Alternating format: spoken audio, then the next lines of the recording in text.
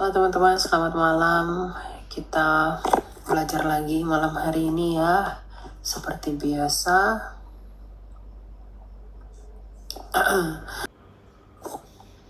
Silakan Dims Dola.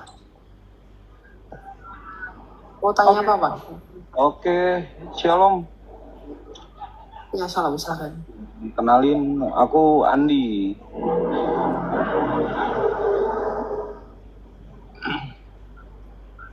Oke, mau nanya, Bang, mohon izin.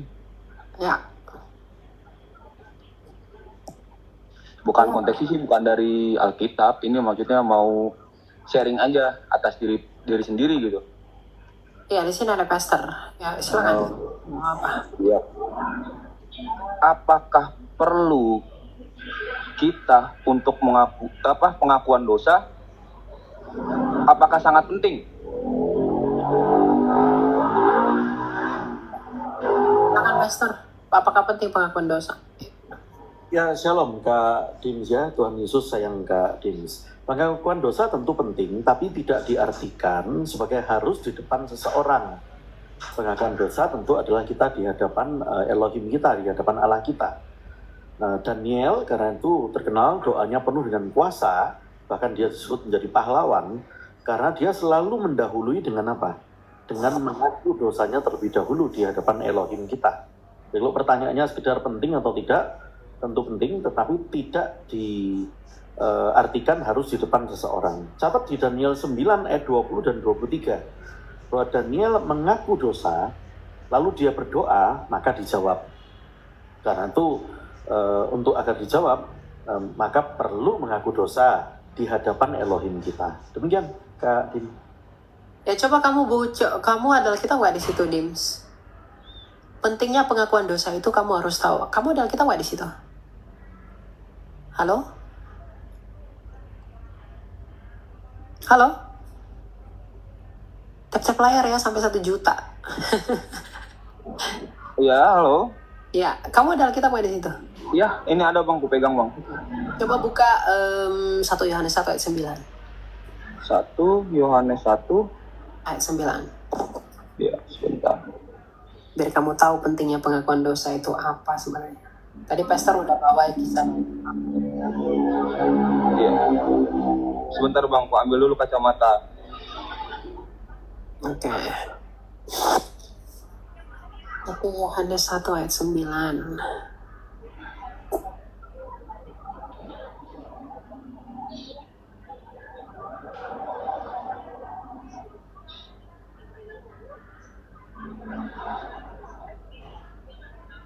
Gimana bunyinya? Udah? Oke. 1 Yohanes 1 Ayat 9. ayat 9. Ya. Demikian firman Tuhan, jika kita mengaku dosa kita, Jika kita mengaku dosa kita, oke, lalu maka ia adalah setia dan adil, ia adalah setia dan adil, lalu sehingga ia akan mengampuni segala dosa kita mengampuni segala dosa kita, lalu dan menyucikan kita dari segala kejahatan. kita. Jadi pentingnya pengakuan dosa itu adalah untuk memperoleh pengampunan dan penyucian atas dosa kita. Jadi kalau kamu tanya, penting nggak sih Kak Elia pengakuan dosa? Penting. Karena melalui pengakuan dosa, kamu merendahkan dirimu agar kamu memperoleh pengampunan dan juga penyucian dosa dari Tuhan Yesus. Dan yang paling penting begini, pengakuan dosa itu menjadi tanda bahwa kita adalah orang-orang yang dimeteraikan oleh Roh Kudus. Karena Roh Kudus yang diutus Tuhan Yesus yang keluar dari Bapa, Tuhan Yesus sendiri berkata bahwa ketika Roh Penghibur itu datang, ia akan menginsafkan dunia akan dosa. Artinya, ketika kita menyadari dan mengakui bahwa kita adalah orang berdosa, maka kita adalah orang-orang yang dipenuhi dan dituntun oleh Roh Kudus. Dan sebaliknya, orang-orang yang tidak mau mengakui dosanya adalah orang-orang yang selalu mendukakan Roh Kudus. Jadi, pengakuan dosa itu penting selain untuk memperoleh pengampunan dan penyucian melalui Tuhan Yesus, tapi itu juga menjadi tanda bahwa kita adalah orang-orang yang termeterai oleh Roh Kudus. Rohnya Roh Kudus. Ya? Siap, siap Bang. Oke, terima kasih Bang. Oke, Tuhan Terima berkati. kasih Pastor. Yesus sayang Kak Dims. Ya, shalom. Salam. Silakan PPPM. Halo, PP. PPPP nggak ada ya? Kok nggak ada PPP? Why? Aduh, nggak ada PPP. Turun dia. Kok turun PPP?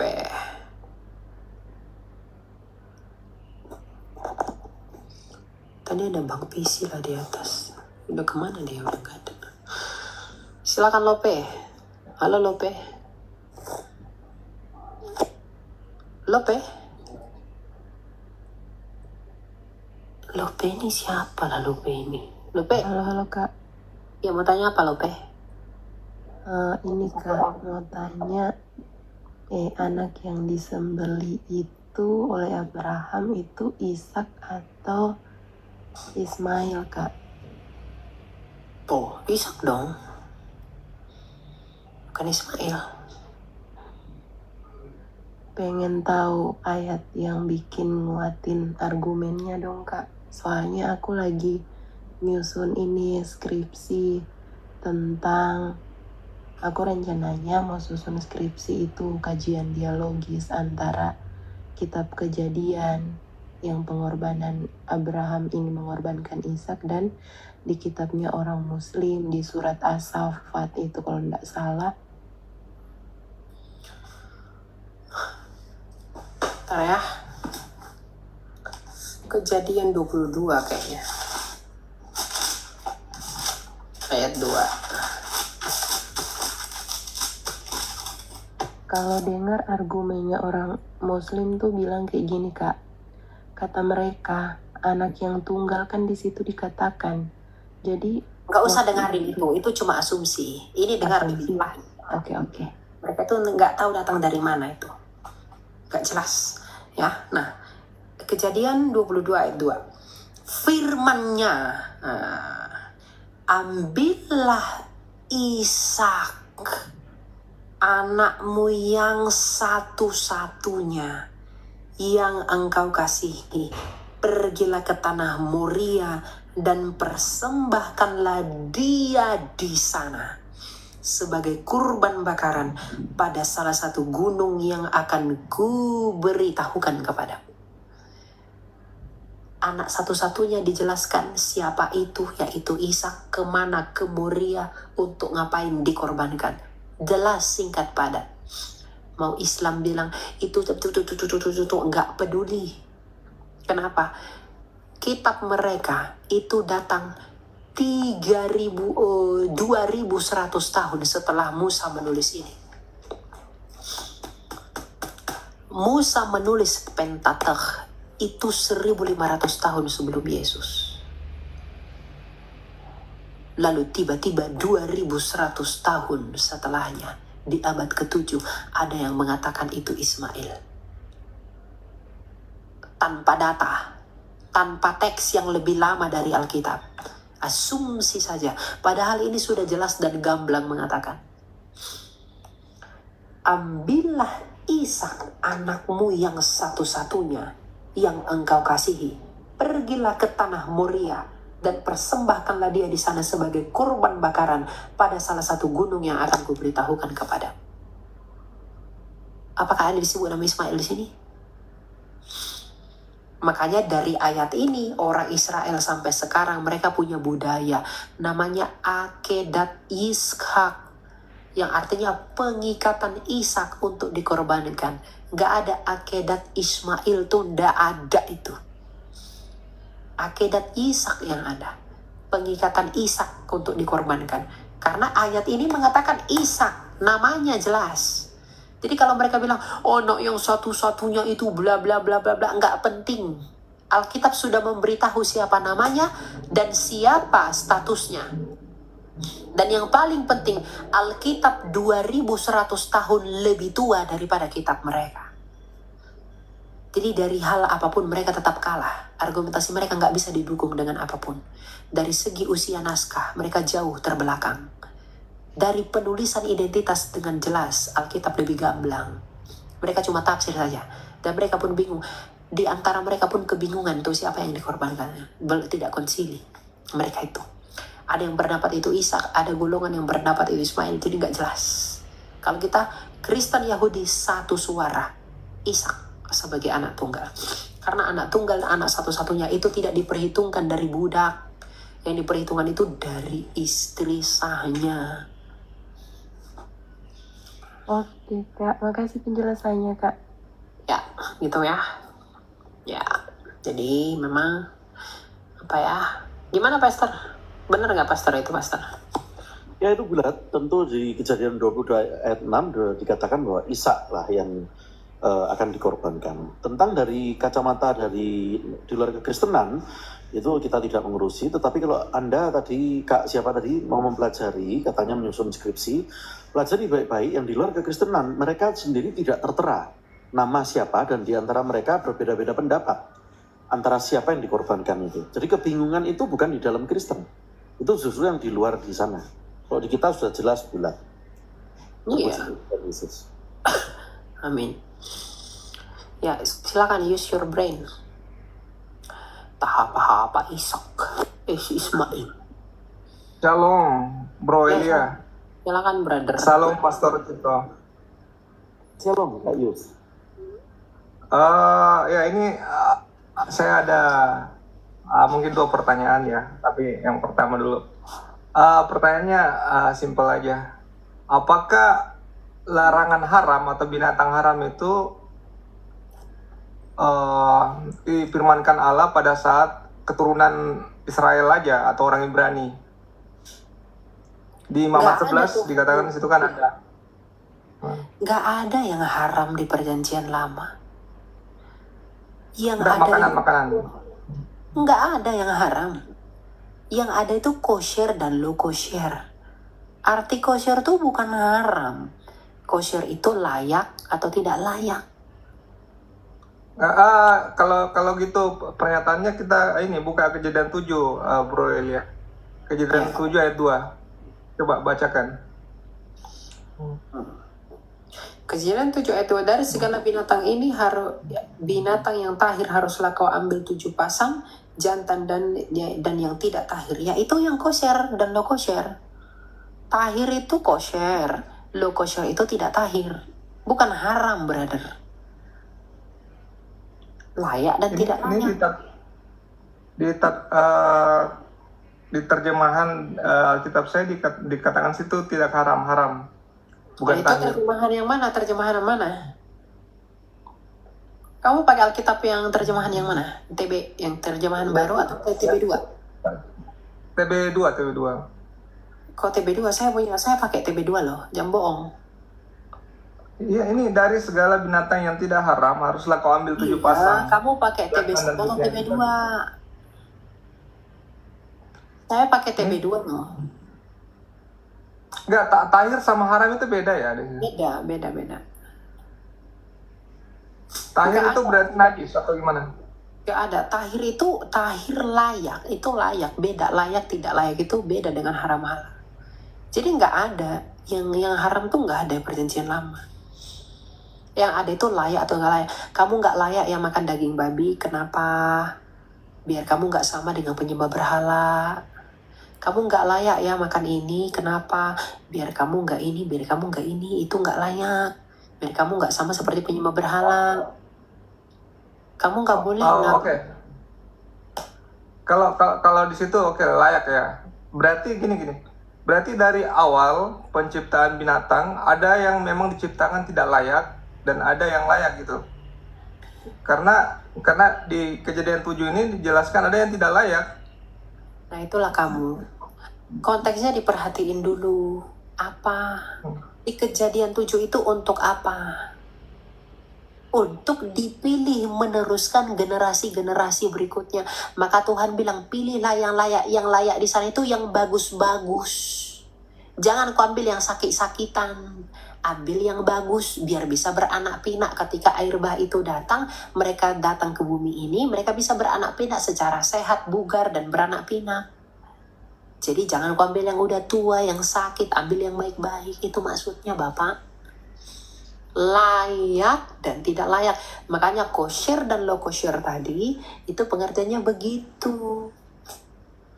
Jadi jangan kamu bilang, oh ada binatang tidak layak, berarti diciptakan tidak layak. Enggak begitu pengertiannya, buang-buang. Kita sendiri aja, manusia aja sebenarnya nggak layak karena kita berdosa. Tapi kenapa kita tetap diciptakan? Dia menyucikan kita. Sama seperti hewan itu, dia pilih yang baik di dalam kelompok jenisnya untuk meneruskan regenerasinya. Gitu. Jadi nggak gitu pengertiannya. Mengerti konteksnya diperhatikan. Jangan dibal-bali itu Alkitab seperti baca karangan si Plato. Enggak ya. Lihat budayanya juga.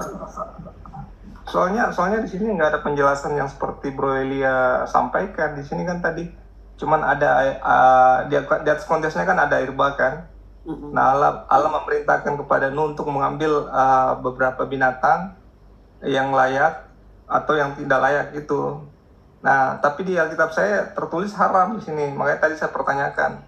Nggak, bahasa aslinya itu kosher dan lo kosher. Memang terjemahan itu akan selalu berubah.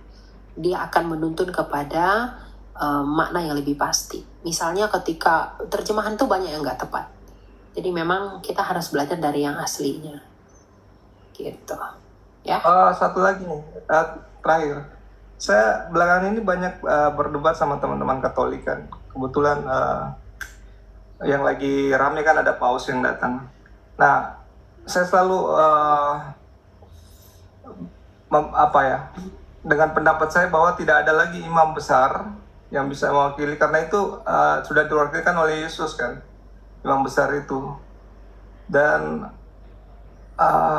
kira-kira secara kitabiah benar nggak ini misalnya ada semacam perwakilan imam besar seperti paus apa gitu? Itu Ya, gimana? imam besar agung kepada Bapa itu memang hanya Yesus.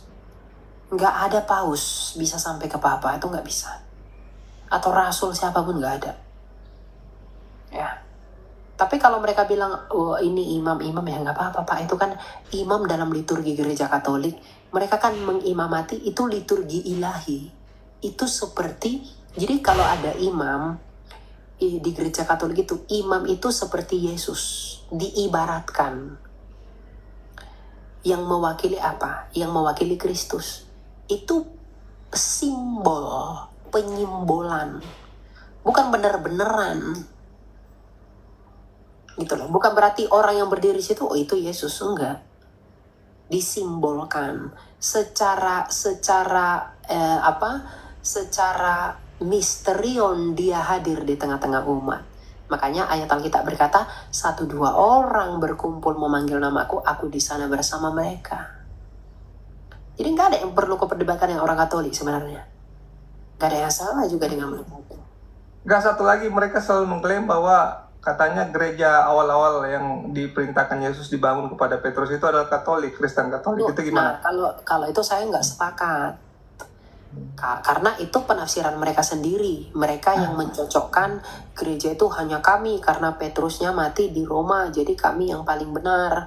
Kamilah gereja yang satu itu. Nah, kalau kita merujuk kepada sejarahnya lagi, ya saya pribadi saya nggak sepakat dengan itu. Karena Katolik itu sifat gereja yang Katolik. Ya, gereja yang Katolik itu waktu itu punya banyak patriark. Ada yang di Yerusalem, ada yang di Roma, ada yang di Konstantinopel, ya itu ada banyak patriarknya, bukan hanya yang di Roma. Tapi ketika mereka bilang bahwa itu hanya yang ada di Roma harus tunduk kepada yang di Roma, argumentasi Alkitab yang mengatakan harus tunduk kepada Roma itu nggak ada. Jadi saya nggak setuju untuk yang itu, ya, karena sifat gereja mula-mula adalah gereja yang Katolik itu kan artinya universal. Ortodoks itu kan sifat gereja yang lurus. Jadi gereja mula-mula itu sifatnya yang Katolik, dan yang lurus gitu. Dan ketika skisma tahun 1054, timur pecah dengan barat, yang di barat berpusat di Roma, mereka menyebutnya dengan Katolik Roma, dan yang di timur itu mengidentifikasi dirinya sebagai gereja ortodoks. Tapi pada mulanya memang gereja yang Katolik, tapi Katolik di sini bukan Katolik di Roma. Karena kalaupun argumentasinya Petrus sendiri pertama kali melayani itu bukan di Roma, tetapi di Antioquia. Itu loh, gereja di Antioquia, ya. Oke. Masih ada satu lagi. Tapi itu nggak masalah. Kalau teman-teman Katolik punya penafsiran seperti itu, selama mereka punya iman kepada Tuhan Yesus, kita juga bagaimanapun kekatolikan itu, kita perlu berterima kasih kepada kekatolikan karena mereka menjaga banyak hal, gitu loh. Dan mereka memberikan dampak yang banyak kepada dunia kekristenan. Ya, jangan perbedaan itu, perbedaan tafsir dan anggapan demikian, kita jadi saling membenci. Karena di manakah Kristusmu kalau kamu membenci membenci orang Kristen yang lain hanya karena berbeda baju. Jadi kalau ada, bagi saya ya, kalau saya, meskipun saya Protestan, kalau saya benci Katolik, saya benci Ortodoks, padahal mereka orang Kristen, maka saya bukan Kristen. Masa saya membenci mereka karena beda baju yang mereka pakai sebagai identitas kekristenan mereka? Ya, tapi kalau ada orang beranggapan, oh itu bukan masalah identitas dan lain-lain, itu terserah. Tafsirmu adalah tafsirmu, pandanganmu. Kalau saya enggak gitu. Makanya saya selalu mengatakan baik Katolik, baik Protestan dan Ortodoks itu sama dalam pemandangan mata saya. Karena Tuhannya sama, Allahnya sama, keselamatannya sama, meskipun punya hal-hal secondary yang berbeda. Lalu ketika ada mereka yang mengatakan, oh nggak ada yang secondary, semuanya ini terserah, itu urusan Anda. Gitu. Ini satu lagi yang mengganjil. Satu lagi ya, sebelum saya turun ya. Maaf. Ini kan Protestan kan kita mengenal dengan sola fide ya, keselamatan oleh karena iman saja gitu. Terus Katolik dia keselamatan plus perbuatan itu. Nah ini penulis Alkitab Paulus menekankan bahwa keselamatan itu dari iman. Terus sementara di Yakobus dikatakan iman tanpa perbuatan itu adalah mati. Nah apakah dua penulis ini berkontradiksi di tulisannya tentang keselamatan itu atau gimana? Keselamatan itu hanya oleh karena iman. Bagi saya ya, sebagai seorang Protestan, ya kalau yang lain plus apa silahkan. Karena gini, kamu tanya sama saya, maka saya menjawab. Ya, keselamatan itu bagi saya, keselamatan itu hanya karena iman. Tidak ada iman plus perbuatan baik. Kalau iman plus perbuatan baik, seakan-akan ada perbuatan baik di luar iman. Berarti ini ya, orang mengaku Yesus Tuhan tetapi berbuat jahat terus-terusan, apakah dia diselamatkan? Tidak. Tapi iman itu harus dibuktikan dengan perbuatan baik. Jadi bukan iman plus perbuatan baik, tapi iman yang dibuktikan dengan perbuatan baik. Makanya Rasul Yakobus mengatakan iman tanpa perbuatan adalah mati. Itu sebenarnya mengharmonisasikan bahwa iman yang tanpa bukti dari keadaan iman itu mati. Kamu percaya nggak kalau saya sembuh kalau suara saya masih serak? Nggak mungkin. Karena nggak ada bukti kalau saya itu sembuh. Saya percaya nggak kamu beriman kalau nggak ada perbuatan baik dari apa yang kamu imani itu? Nggak mungkin. Saya percaya nggak kamu beriman kalau tidak ada bukti dari imanmu, yaitu perbuatan baik, yaitu buah-buah baik. Nggak mungkin. Ya, jadi saya nggak akan pernah percaya keselamatan itu iman plus perbuatan baik. Saya nggak akan pernah percaya itu. Saya hanya percaya hanya iman saja, tapi iman yang dibuktikan dengan perbuatan baik. Iman itu pistis dalam bahasa Yunaninya. Yang kalau kita lihat secara diferensiasi, itu bisa diartikan taat, percaya, mempercayakan. Jadi saya nggak akan bilang iman plus perbuatan baik. Kalau iman plus perbuatan baik, seakan-akan ada perbuatan baik di luar iman. Nggak ada perbuatan baik di luar iman. Makanya Yesaya saja mengatakan bahwa perbuatan baik kami seperti kain kotor di hadapan Allah. Kesalehan kami seperti kain kotor di hadapan Allah. Jadi saya nggak tahu pastor nanti bagaimana memandang, tapi kalau saya pribadi, saya nggak pernah percaya bahwa keselamatan itu iman plus perbuatan baik. Tapi di Elias saya baca di kitab Wahyu, saya lupa kitab Wahyu berapa, masing-masing orang akan diadili sesuai dengan perbuatannya. Iya, masing-masing menurut perbuatannya. Tetapi orang percaya, tadi Pastor Cipto sudah baca dalam Roma 8, bahwa orang percaya itu tidak akan dihukum lagi. Tetapi mereka akan dihakimi menurut perbuatannya, menentukan upahnya. Bukan untuk dibuang ke neraka lagi, karena maut sudah dikalahkan oleh Tuhan Yesus.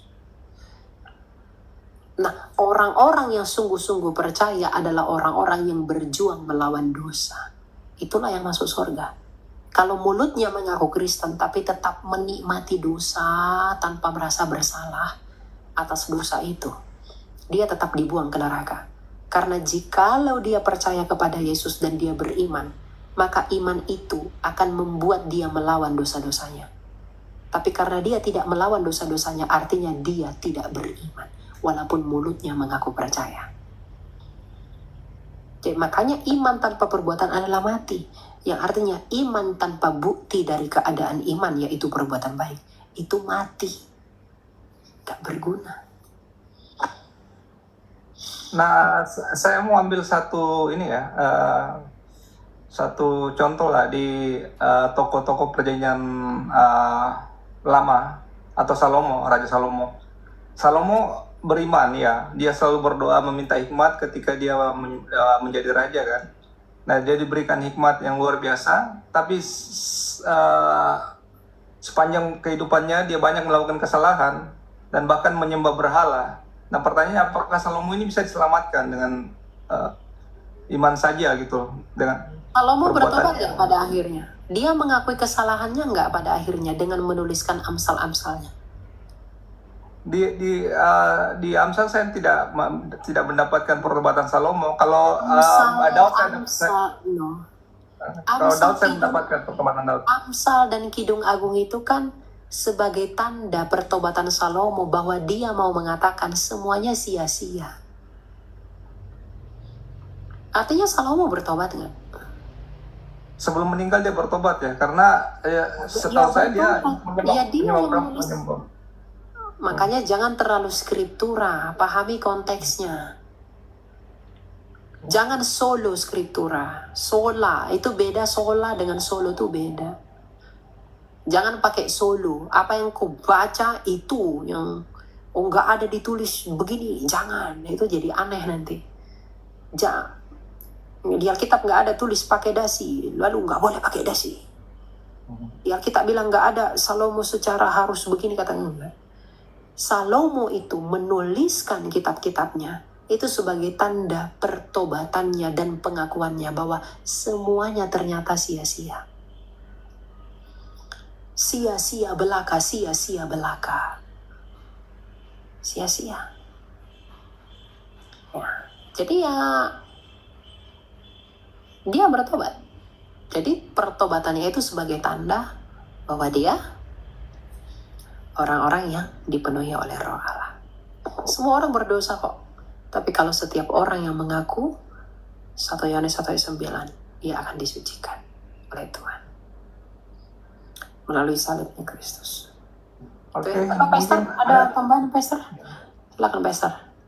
Ya, shalom ya Kak Yus, tadi yang dijelaskan oleh Elia sudah bulat ya. Nah, jadi Kak Yus, terutama kan titik tekannya begini, apakah ada pertentangan antara penulis Alkitab bahwa keselamatan hanya iman saja, ataukah iman plus-plus, yaitu iman dengan perbuatan? Lalu yes. Kak Yus tadi mengacu ke Wahyu, ya, tadi yang Anda lupa Wahyu itu Wahyu di mana? Wahyu 20 ayat 11 itu maksudnya. yang Ya, dimana ya. dikatakan orang-orang akan di masa akhir dia hakimi menurut perbuatan-perbuatannya. Perbuatan. Wahyu 20 ayat 11 itu artinya demikian. Kak Yus supaya tidak salah membacanya. Yaitu demikian Kak Yus. Nanti di masa akhir semua orang itu ditanya, waktu kamu hidup di dunia percaya kepada kitab apa? Terlepas dari agamanya apapun, mereka akan ditanya, waktu kamu di dunia percaya kepada kitab apa? Misalnya Bapak A percaya kitab A, Bapak B percaya kitab B, Bapak C percaya kitab C, demikian seterusnya. Lalu dikatakan di Wahyu 20 ayat 11 sampai 15 itu dikatakan demikian. Mereka yang percaya kepada kitab-kitab yang mendasarkan kepada perbuatan, artinya adalah keselamatan itu didapat dari perbuatan amal pahala dia. Puasa 1 bulan atau 5 bulan bisa mengurangi dosa dia. Contohnya itu makanan halal itu bisa mengurangi, mencicil hukuman dosa dia. Maka orang-orang model begitu yang percaya kepada kitab-kitab yang berdasar kepada perbuatan, mereka dilempar kepada api neraka. Itu tadi. Jadi jangan salah membacanya. Nah orang Kristen sendiri, jadi bukan artinya iman nggak cukup masih ditambah perbuatan. Tidak, bukan itu artinya. Di Roma 3 ayat 26 sampai 28 dikatakan apa? Kita diselamatkan karena iman kita, bukan karena perbuatan kita. Di Galatia 2 ayat 16 dikatakan karena iman. Pastor, Roma 3 berapa? Sorry. Roma 3 ayat 26 sampai 28. Oke. Roma 3 ayat 26 sampai 28, percaya kepada Tuhan Yesus bukan bermegah, bukan karena perbuatanmu. Lalu Galatia 2 ayat 16. Karena iman kepada Kristus bukan karena perbuatan. Lalu 2 Timotius 1 ayat 9. Bukan karena perbuatanmu. Gitu tadi. Lalu Efesus 2 ayat 8. Bukan hasil usahamu, artinya bukan karena hasil perbuatanmu. Yesaya 64 ayat 6. Bahwa perbuatan baik atau kesalehan itu adalah kain kotor. Jadi bukan itu yang menyelamatkan. Amsal 20 ayat 9 sampai 10 mengatakan bahwa timbangan itu adalah kekejaman bagi Tuhan, kekejian bagi Tuhan. Dua macam timbangan itu. Timbangan kebaikan, timbangan keburukan, nanti menyelamatkan dari dosa, itu kekejian bagi Tuhan. Di Wahyu 20 ayat 12 tadi mengatakan mereka yang berdasar kepada kitab-kitab perbuatan, mereka dilempar ke api neraka. 1 Yohanes 4 ayat 19 mengatakan apa? Karena Allah dulu mengasihi kita, bukan karena kita dulu yang berbuat baik. Roma 10 ayat 9 catat bahwa kita mengaku dengan mulut dan sepenuh hati kita, bukan karena perbuatan baik. Lalu kalau Kak Yus merasa bingung, di bagian firman lain ada kayak iman tanpa perbuatan adalah sia-sia. Lalu juga ada perkataan bukan yang berseru Tuhan Tuhan yang masuk ke dalam kerajaan surga, Matius 7 itu ya, melainkan mereka yang melakukan kehendak Bapa. Melakukan berarti kan perbuatan. Apakah bertentangan dengan yang dalil tadi yang sudah Anda catat banyak itu tadi? Jawabannya tidak pernah bertentangan.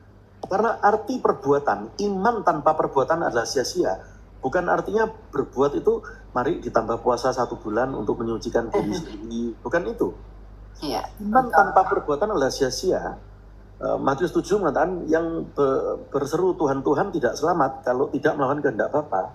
Berarti melakukan kehendak Bapa itu kuncinya, perbuatan itu kuncinya adalah di Yohanes 6 ayat 40. Karena itu Kak Yus baca di Yohanes 6 ayat 40. Melakukan kehendak Bapa. Itu kuncinya. Perbuatan melakukan kehendak Bapa. Apa kehendak Bapa? Nah kita buka di Yohanes 6 ayat 40. Saya bukakan dalam kalimat lengkapnya. Kehendak Bapa adalah ini. Yohanes 6 ayat 40. Jadi perbuatan ini yang harus dilakukan. Yaitu apa? Yaitu inilah kehendak Bapa. Yaitu supaya semua yang telah diberikannya kepadaku tidak terhilang. Inilah kehendak Bapakku. Supaya setiap orang yang percaya kepada aku, kepada anak, kepada Tuhan Yesus, beroleh hidup yang kekal. Itu tadi. Jadi waktu dikatakan iman tanpa perbuatan adalah sia-sia. Kalau kita mengatakan punya iman, tapi perbuatan kita tidak mencerminkan bahwa kita punya iman. Betul. Perbuatan kehendak Bapa, perbuatan sesuai kehendak Bapa, itu artinya Yohanes 6 ayat 40. Melihat Tuhan Yesus, mengerti Tuhan Yesus, dan percaya. Itu perbuatannya. Bukan berarti perbuatan baik tidak boleh, harus dilakukan sebagai bukti cinta. Tapi dia tidak menjadi syarat untuk masuk gerbang keselamatan. Jadi perbuatan yang di situ tidak pernah ada bertentangan dengan dalil-dalil yang tadi sudah dicatat bahwa iman bukan karena perbuatan. Kekristenan itu sungguh luar biasa, Alkitab itu sungguh sangat luar biasa. Tidak pernah ada setitik pun kalau kita mengerti belajar teks atau kodeks, belajar manuskrip, tidak ada satu pun bertentangan di antaranya. Itu. Demikian, Kak Yus. Ya. Itu ya. Iya, makasih banyak. Itu luar biasa penjelasannya Pastor Cipto sama Bro Elia. Thank you. Thank Ada you. pengetahuan baru lagi yang aku dapat malam ini. Makasih banyak. Shalom, Tuhan Yesus memberkati. Ya, silakan Pastor, ada yang mau ditutup? Kita mau tutup 90 orang di bawah. Mohon maaf Anda belum bisa naik. Silakan coba kesempatan yang berikutnya. Terima kasih. Silakan Pastor ditutup, Pastor. Ya, Dengan dia itu masih dalam usia begitu muda. Karena itu, setiap kita yang Kristen, jadilah apologis Indonesia. Belalah Injil. Membela Injil, itu sering orang berkata, tidak perlu dibela-bela Tuhan Yesus, nggak perlu dibela-bela Injil. Itu mereka tidak membaca Alkitab. Filipi 1 ayat 16 mengatakan apa? Aku ada di sini untuk membela Injil dengan kasih. Jadi kata membela Injil itu ada. Supaya orang yang tidak mengerti atau yang menyalahpahami tentang Tuhan Yesus, mereka menjadi mengerti dan menerima bulat cinta Tuhan Yesus. 2 Korintus 10 ayat 5 mengatakan apa? Patahkan segala siasat dan kubu-kubu atau benteng-benteng yang dibangun yang menghalangi pengenalan akan cinta Allah kita, pengenalan akan Kristus. Maka kita mematahkan segala siasat dan kubu-kubu yang menghalangi pengenalan terhadap Allah yang benar. Allah yang tidak benar dari kacamata iman Kristen adalah Allah yang menciptakan iblis, Allah yang menciptakan keburukan, Allah yang nusul menjadi batu ataupun buku. Waktu saya mengatakan nusul jadi batu atau buku, saya tidak bicara agama tertentu. Tapi itu hal-hal yang tercatat di dalam Alkitab, orang-orang yang menyimpang yang dicatat dalam Alkitab. Nebukadnezar percaya yang ilahi itu nusulnya jadi batu. Yerobeam juga percaya yang ilahi nusul jadi batu dan meminta umatnya kalau sembahyang menghadap ke satu kota tertentu, yaitu Gilgal. Karena itu, itulah pengertian Allah yang tidak benar. Kisah Para Rasul 17 ayat 29 mengatakan yang ilahi tidaklah dinusulkan jadi batu, tidaklah disamakan dengan batu ataupun buku atau ciptaan kesenian manusia. Sebab itu jadilah apologis Indonesia. Di dalam Daniel 12 ayat 3 sudah dinubuatkan di masa akhir akan muncul para pahlawan yang menceritakan tentang cinta, tentang Elohim kita, Allah kita. Para pahlawan yang banyaknya seperti bintang-bintang di langit. Apakah itu termasuk Anda? Karena itu jadilah apologis Indonesia. Kalau kita tidak bisa menjadi langsung menjawab semua pertanyaan yang pelik, setidaknya dukung Elia. Baik dari tap-tap, dari berbagai bentuk, dalam usianya yang begitu muda. Itu berarti kita sudah turut menginjil. Kalau kita tidak bisa langsung berhadapan, menjawabi orang-orang yang pelik, yang berpolemik, kalau kita tidak bisa langsung untuk turun ke lapangan atau berbagai bentuk, maka tap-tap ataupun berbagai bentuk dukungan itu adalah suatu bentuk pembelaan terhadap Injil. Kejadian 12 ayat 3 mengatakan apa? Barang siapa mengutuki pelayan Tuhan, dia akan terkutuk. Barang siapa memberkati pelayan Tuhan, dia akan diberkati. Di Hosea 4 ayat 6 mengatakan, kalau kamu tidak kenal aku, tidak kenal Allah dengan baik, dan tidak mau mengenal aku, anak-anak orang itu akan dilupakan. Karena itu di luar terlalu giat orang-orang yang berusaha menghalangi pengenalan terhadap Tuhan Yesus, menghadang pengenalan terhadap Allah yang benar. Karena itu jadilah apologis Indonesia. Jadilah para pahlawan yang seperti dalam kitab Daniel dikatakan banyaknya seperti bintang di langit di masa akhir itu. Setiap kita dicintai. Jangan bertindak tanduk seperti bukan Kristen, karena kita adalah Kristen. Bukan Kristen artinya tertunduk ke bawah, karena berhenti hanya sebagai hamba. Orang Kristen juga hamba, namun tidak berhenti sekedar sebagai hamba. Karena itu Yohanes 15 ayat 15 Tuhan Yesus berkata apa? Aku tidak menyebut kamu lagi sebagai hamba. Kita adalah pewaris janji. Kita adalah anak-anak terang. Ingat waktu penciptaan dunia, diciptakan benda-benda penerang untuk memulai tanda waktu. Waktu itu dimulai setelah terang dipisahkan dari kegelapan. Kamulah anak-anak terang, kitalah anak-anak terang, memisahkan dari kegelapan. Karena itu saat kita menarik garis, memisahkan dari mereka yang gelap, dari mereka yang memahami bahwa dirinya sekedar sebagai budak, maka pada saat itu, anak-anak Allah disebut sebagai penanda waktu. Kamulah penanda waktu. Jangan meninggikan nabi palsu, meninggikan ajaran palsu, meninggikan kefanaan, meninggikan kekhawatiran hidup, meninggikan kegelisahan akan masa depan. Jangan terintimidasi oleh iblis, karena kamu adalah anak-anak terang. Kita semua bukan sekedar budak. Terpujilah Tuhan Yesus. Kita tutup dengan doa. Elias, sebentar. Saya sampaikan sebentar, Pastor. Teman-teman, bahwa Alkitab itu menjadi sumber pengajaran kita, karena itu telah diteruskan oleh para rasul. Yang mau saya sampaikan begini, mungkin Anda masih punya keraguan dalam beberapa poin di dalam kitab suci. Ada beberapa hal yang mungkin kamu belum temuin jawabannya, yang mungkin akan menjawab. Tapi coba bayangkan ketika Tuhan berfirman kepada Yesaya bahwa bumi ini bulat. Yesaya tidak punya alat, tidak punya perangkat untuk membuktikan bahwa bumi ini bulat. Tetapi dia beriman dan percaya bahwa bumi itu bulat dari firman Tuhan itu. Tapi kini segala sesuatu mengatakan bahwa bumi itu bulat. Artinya, bukankah iman itu adalah dasar dari pengharapan kita dan bukti dari apa yang tidak kita lihat? Kita mungkin belum melihat apa yang disaksikan oleh kitab suci, tapi oleh karena iman kita boleh percaya. Sama seperti Yesaya, dia belum melihat apa yang dikatakan oleh firman Tuhan, tetapi dia percaya kepada apa yang diperkatakan firman Tuhan. Jadi firman Tuhan apapun yang hari-hari ini sedang kamu percayai, firman Tuhan apapun yang hari-hari ini janji Tuhan, berkat dari Tuhan, perkenanan Tuhan, firman Tuhan yang sedang kamu pegang hari ini, meskipun kamu belum melihat semuanya itu, tapi kamu harus tetap percaya agar kamu berbahagia, sama seperti Yesaya yang pada akhirnya berbahagia. Abraham itu belum melihat janji bahwa keturunannya menjadi berkat, tapi dia tetap percaya, dan imannya itu adalah benar. Dia tidak melihat Yesus secara langsung, tetapi Yesus yang adalah keturunannya telah menjadi berkat bagi dunia. Tapi oleh karena imannya percaya, ia dibenarkan dan dia menjadi bapa orang percaya. Jadi, kalau janji Tuhan belum kamu lihat di depan, tetaplah beriman, karena iman itu adalah bukti dari apa yang tidak kamu lihat.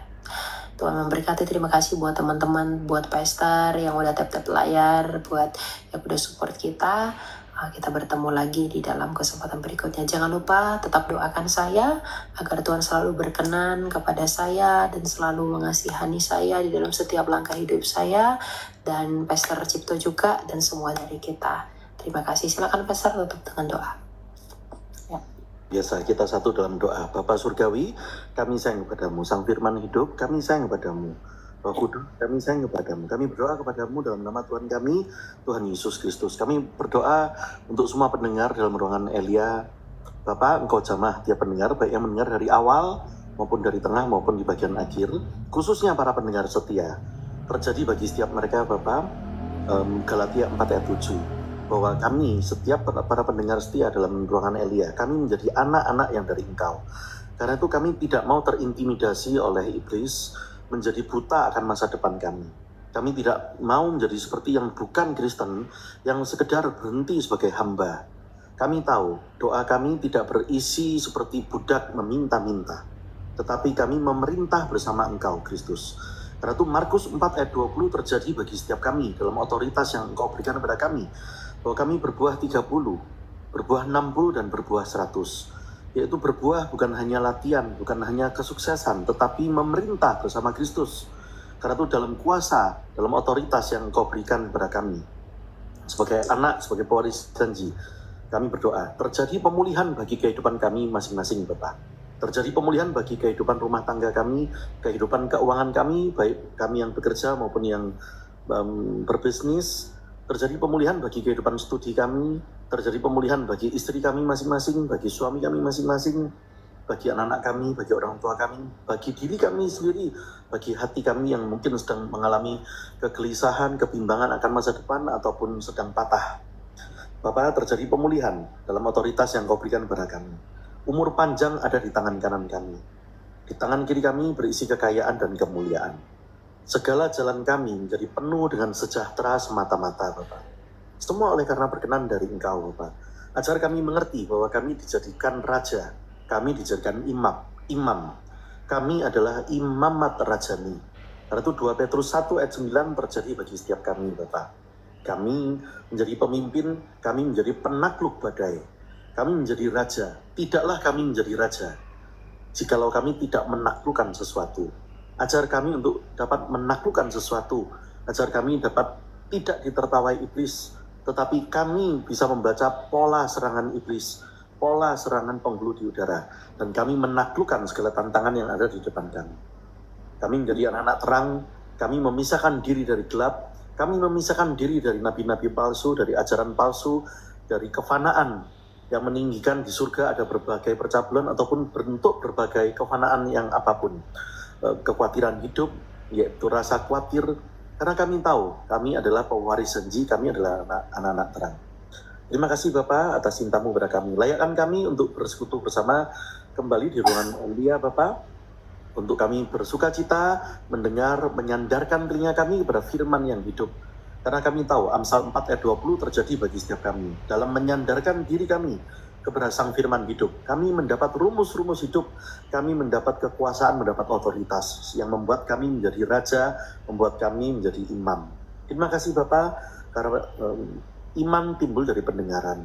Karena itu kami mau menyandarkan diri kami, menyendengkan telinga kami kepada Sang Firman hidup. Ajar kami untuk bersekutu kembali dalam ruangan Elia, Bapak. Kami berdoa untuk Elia yang begitu luar biasa, Engkau beri perkenan kepadanya, Bapak, dalam usianya yang begitu muda. Bapak, ia sungguh mencintai Engkau. Amsal 3 ayat 18 terjadi bagi Elia, Bapak. Ia menjadi pohon kehidupan bagi banyak orang. Setiap orang yang memegangnya, yang mengenalnya, menjadi bersuka cita karena menjadi mengerti akan cinta yang dari Engkau, Bapak. Mengerti akan cinta dari Sang Firman hidup, dari Sang Roh Kudus. Semua orang yang mengenal Elia, Bapak, menjadi terdampak. Mereka memperoleh berkat, Bapak. Berkat rohani, berkat jasmani, Bapak. Mereka terdampak. Pikiran Elia, perasaan, perkataan, kehendaknya, Bapak, dipenuhi dengan kuasa dan cinta yang dari Engkau, Bapak. Segala apa yang dilakukan dalam kehidupannya, segala kilometer, miles dalam hidupnya, Bapak. Di tahun-tahun yang manapun dalam hidupnya, dia penuh dengan kemenangan, Bapak. Di tahun-tahun yang manapun, dia dipenuhi dengan menjadi otoritas yang semakin hari semakin luar biasa. Amsal 13 ayat 14 terjadi pula bagi Elia. Ia menjadi sumber kehidupan bagi banyak orang. Amsal 13 ayat 15 terjadi bagi Elia. Ia dipenuhi dengan karunia, akal budinya mencerminkan kemuliaan dari Engkau, Bapak. Jamaah Elia yang mengalami berbagai cemooh, hinaan, persekusi, ancaman bahkan baik fisik maupun non fisik, Bapak, baik ancaman nyawa ataupun berbagai bentuk. Jamaah lindungi Elia, kirimkan malaikat Bapak untuk menatangi, melindungi Elia senantiasa. Layakkan Bapak Elia untuk mendapat perlindungan dari Engkau. Begitu pula pola serangan penghulu di udara untuk mengacau balaukan pikirannya, kehendaknya, perasaannya, mencampur adukkan pikirannya untuk dengan segala bentuk kekhawatiran hidup. Kami patahkan di dalam nama Tuhan Yesus Kristus. Elia penuh menjadi kekuatannya penuh dibanding orang kuat, Bapak. Amsal 24 ayat 5 terjadi baginya. Ia memenuhi 5 kamar, ia menjadi orang-orang bijak. Rumahnya, ia menjadi membangun rumah, membangun tubuhnya, membangun hidupnya, membangun bagi banyak orang, Bapak. Memenuhi ruangan-ruangan dalam rumahnya, dalam berbagai ruang dalam kehidupannya, Bapak, dengan cinta yang dari Engkau. Terima kasih Bapak untuk cintamu kepada Elia. Kami berdoa untuk Indonesia dalam penyertaan-Mu, Jamaah Negara Kesatuan Republik Indonesia, huruf K, tidak dirubah menjadi negara khilafah atau bentuk-bentuk yang lain. Kami patahkan dalam nama Tuhan Yesus Kristus segala tipu muslihat, mufakat, persekongkolan yang mau menjatuhkan pemerintahan yang sah, yang mau melawan pemerintahan yang sah, yang mau mendongkel ataupun mengkudeta, segala bibit terorisme, segala bibit persekusi terhadap orang Kristen yang memunculkan bibit-bibit terorisme, kami hancurkan di dalam nama Tuhan Yesus Kristus. Negara ini menjadi tetap dalam kesatuan Republik Indonesia, NKRI, Negara Kesatuan Republik Indonesia, ada dalam perlindungan yang dari Engkau. Jamaah Pak Jokowi dan keluarga, Pak Maruf Amin dan keluarga, Presiden terpilih dan Wakil Presiden, Pak Prabowo dan keluarga, juga Gibran dan keluarga, seluruh lembaga eksekutif, yudikatif, legislatif Bapak, juga lembaga militer, Angkatan Darat, Angkatan Laut, Angkatan Udara, Kepolisian, dari pusat sampai daerah, semua dalam penyertaan dari Engkau. Semua lembaga, Badan Intelijen Negara, Basarnas, BNN, BNPT, Badan Sandi Negara, semua menjaga negara ini dengan baik. Kami bangga di negara ini dinubuatkan Bapak. Karena itu sebagaimana dalam kitab Yesaya, negara di pesisir timur, negara dengan pantai panjang di pesisir timur, dengan simbol burung buas, akan memuliakan Engkau di masa akhir ini Bapak. Terima kasih Bapak atas cintamu bagi Indonesia. Indonesia dalam kemuliaan bagi Engkau. Kami sayang kepadamu Bapak, kami sayang kepadamu Sang Firman Hidup, kami sayang kepadamu Roh Kudus. Dalam nama Tuhan Yesus Kristus, kami berdoa dan kami mengucap syukur. Haleluya. Semua yang percaya, sama-sama kita katakan, amin. Amin. Thank you, Pastor. Tuhan berkati selalu ya. Kita bertemu. Thank you, Pastor. Bye-bye, Lia. Bye, Bye-bye semua. Tuhan Yesus sayang kita semua. Ya. Shalom.